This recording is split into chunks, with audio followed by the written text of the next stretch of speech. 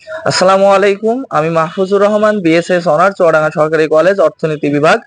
আমাদের যে YouTube channel এবং ফেসবুক পেজ রয়েছে, HSC ICT and economic solve, এই ফেসবুক পেজ এবং ইউটিউব চ্যানেলের ধারাবাহিক ভিডিও পর্বে আপনাদের সবাইকে স্বাগত জানাই।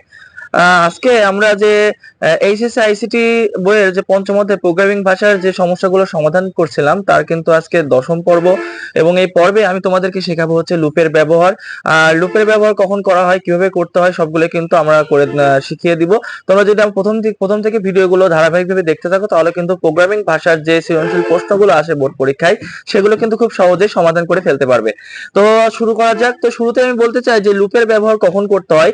তো মূলত যখন কোনো উদ্দীপকে কোনো ধারার অঙ্ক চলে আসে, তোমরা ক্লাস 9-10-এ করে আসবে যে আমরা ধারার অঙ্ক করেছি। হ্যাঁ, সমান্তর ধারা, অসীম ধারা, সসীম ধারা, এগুলোর অঙ্ক কিন্তু আমরা গুণোত্তর ধারা, এগুলোর অঙ্ক কিন্তু আমরা করে এসেছি। তো ওই ধরনের ধারা যখন উদ্দীপক চলে আসে, ধারার অঙ্কের যখন সমাধান করতে হয় কোনো কম্পিউটারের মাধ্যমে, ধারাবাহিকভাবে কমান্ড দিয়ে যখন ধারার অঙ্কগুলো সমাধান করতে চাই, তখন কিন্তু এই লুপের ব্যবহার করতে হয়। তো লুপের ব্যবহার করতে গেলে আমরা সাধারণত তিন ধরনের লুপের ব্যবহার করব: for loop, while loop and do while loop. এই তিন ধরনের লুপের কিন্তু আমরা ব্যবহার শিখবো। তো আমরা যে বলছি যে লুপের ব্যবহার করতে গেলে তিন ধরনের লুপের ব্যবহার করতে হয়: for loop, while loop, do while loop. তো প্রথমে আমরা আজকের এই ভিডিওতে ফর লুপের ব্যবহারটা শিখে নেব, কিভাবে ফর লুপের ব্যবহারটা করতে হয়, ফর লুপের গঠন কি রকম, এই বিষয় নিয়ে আলোচনা করে নিব। তারপরে কিন্তু আমরা নেক্সট লুপে আমরা আগাবো। তো আজকে আমরা শিখবো লুপের ব্যবহার। তো প্রথমে আমরা আজকে আলোচনা করব ফর লুপের মাধ্যমে। ফর লুপের ব্যবহার: একটা ধারার অঙ্কে কখন তুমি ফর লুপের ব্যবহার বা কিভাবে ফর লুপের ব্যবহার করতে পারবা, সেটার ব্যাখ্যা কিন্তু আজকের ভিডিওতে আমরা করব। তো ধারার অঙ্ক কেমন থাকে আমরা একটু তোমাদেরকে ধারণা দিয়ে থাকি। যেমন এই যে 1+3+5+.n দেখা গেলো এরকম একটা ধারার অঙ্ক তোমার উদ্দীপকে দিয়ে দিল, এবং এটা তোমার গ নম্বর কিংবা ঘ নম্বর প্রশ্নে এরকম প্রশ্ন করতে পারে যে ফর লুপের মাধ্যমে ধারাটি সি প্রোগ্রামিং তুলে ধরো বা ব্যাখ্যা করো। এই ধরনের কিন্তু প্রশ্ন চলে আসে পরীক্ষায়। তো আমি প্রথমেই বলে রাখি যে ফর লুপের কিন্তু একটা নির্দিষ্ট গঠন রয়েছে, সেই গঠনটা তোমাদেরকে জানিয়ে দিই। ফর লুপের গঠন হচ্ছে, প্রথমে ফর লিখতে হয়, দেন ইনিশিয়ালাইজেশন, কমা কন্ডিশন, কমা ইনক্রিমেন্ট অবলিক ডিক্রিমেন্ট, দেন ব্র্যাকেট শেষ, এবং শেষে একটা second bracket, statement, second bracket close. তো ফর লুপের গঠনটা জাস্ট এইটুকু। আমরা যখন সি প্রোগ্রামিং করেছিলাম, সি প্রোগ্রামিং এ কিন্তু আমি বলেছিলাম 6টি উপকরণ নিয়ে একটা সি প্রোগ্রামিং গঠিত। প্রথমে আমরা হেডার ফাইল, ওই যে hashtag include stdio.h main function second bracket দিয়ে শুরু করছিলাম।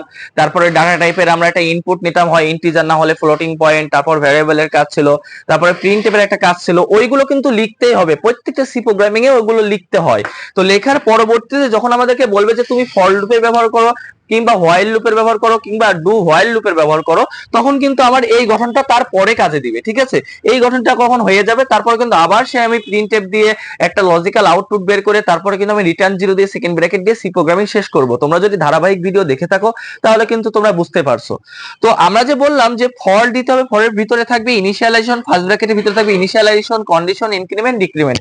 এখন তোমাদের কাছে প্রশ্ন হতে পারে যে সে এরকম একটা ধারার অঙ্ক আমার পরীক্ষায় দিল, তো ইনিশিয়ালাইজেশন কি জিনিস, কন্ডিশন কি জিনিস, ইনক্রিমেন্ট ডিক্রিমেন্ট কি জিনিস, সেটা কি জিনিস তোমরা কিভাবে বুঝবে?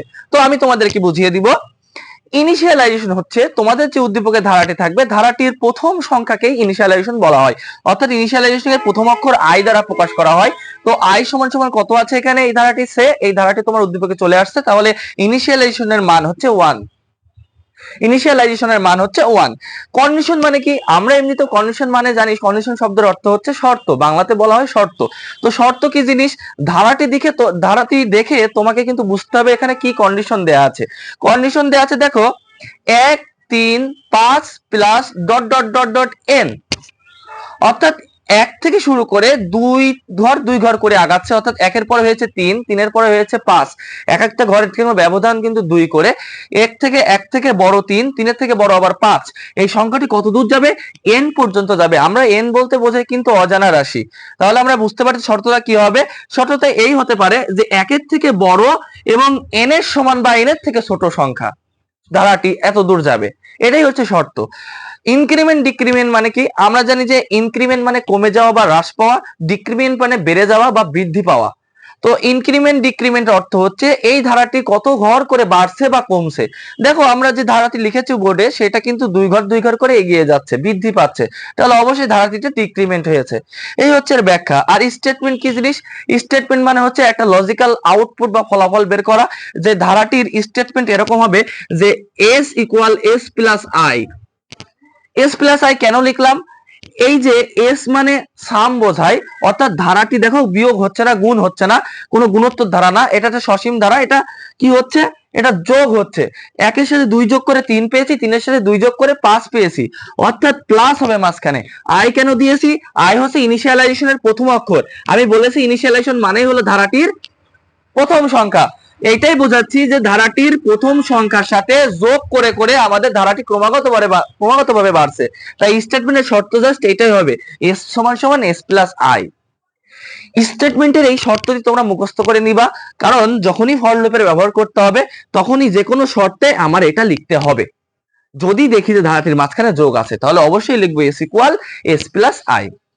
তাহলে আমরা একটা সমস্যার সমাধান প্র্যাকটিক্যালে করি, প্র্যাকটিক্যালে করলে তোমরা বুঝতে পারবে। দেখো,